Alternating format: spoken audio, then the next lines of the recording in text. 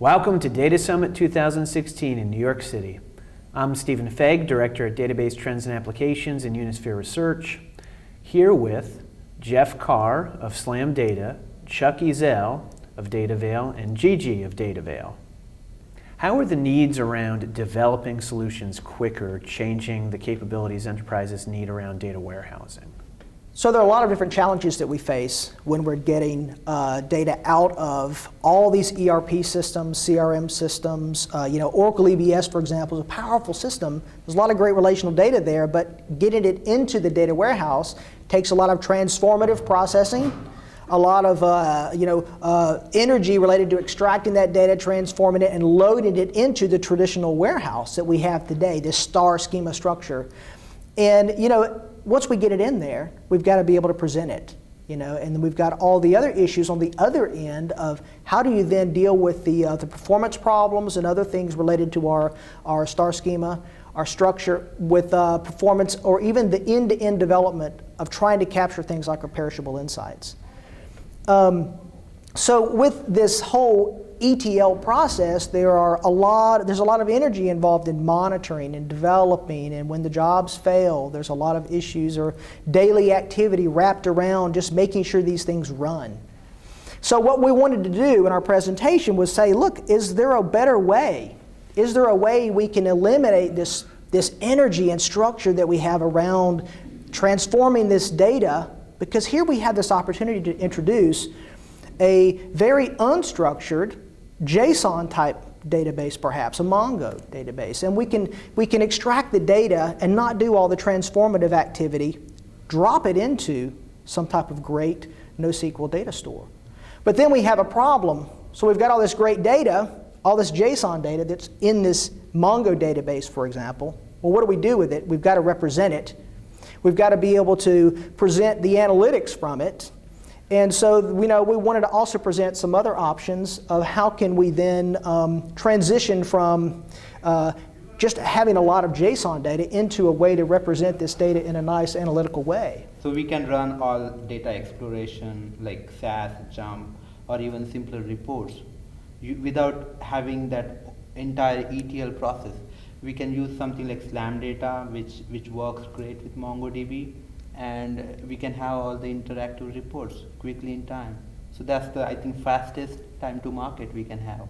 One of the things that we've done with SlamData is we've essentially re-architected sort of the core underpinnings of SQL to support more complex data. So one of the big changes that's happened with JSON and CSV and XML and all these sort of modern data structures, non-tabular data structures, is they tend to have more dimensionality and more complexity to it. And that's problematic for sort of traditional relational algebra and SQL, just being able to query that and do it efficiently.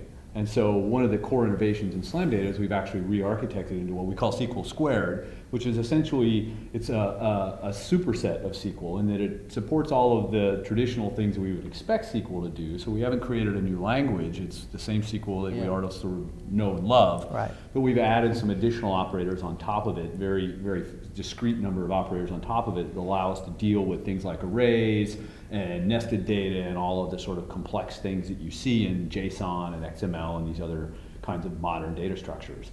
And by doing that, it creates an opportunity for us to essentially directly attach to that data. So instead of today's model where you have to bring in these various complex data flows, ETL them into your data warehouse, and then figure out how you want to query those, we create an environment where you can sort of just dump all the data into whatever backend you choose, whether that's Hadoop or MongoDB, and then immediately start interacting with that data and using SlamData, where you can just write queries, pull back results, visualize those results, publish those reports, pipe data to another application, just do whatever you want to do with it. It kind of sort of takes this whole highly structured traditional data warehouse, flips it upside down, really. So you can kind of do your extraction from all your other data sources and drop them into something like a Mongo database. And then have this really nice reporting front end that you can just touch the database. You're not creating some intermediary schema structure where you're creating temporary tables and things that actually where you have to manage some middle layer right? You basically touch the JSON data directly, and very powerful, very quick way to get right to the JSON. The model we need going forward is that the analytics should actually match the data. You know, right now what we're doing is taking an analytic model that was built, 40 or 45 years ago and saying, well, if we can just get all the data to work, to look exactly like what this tool wants, then we're fine. And it's getting harder and harder because our data sources just keep growing, and it's more complex, and it's more data, and everything's just getting, the data piece is getting more complex. And if anything, as an industry, we're encouraging that. Like, we're telling people to do really radically advanced things with data. But then when analytics time comes, which it always does, right? I mean, that's sort of the whole point of data, is at some point somebody's going to want to analyze it. Then we default to this, we'll figure out a way to smash it into some perfectly flat, homogeneous table that my tool that was essentially built 40 years ago, at least from a technology perspective, will work with it. That's a problem. So the piece that we're trying to get to is that if data's changing and it's becoming more complex, which it is, then the tooling that we use to analyze it, query it, visualize it should also get more complex.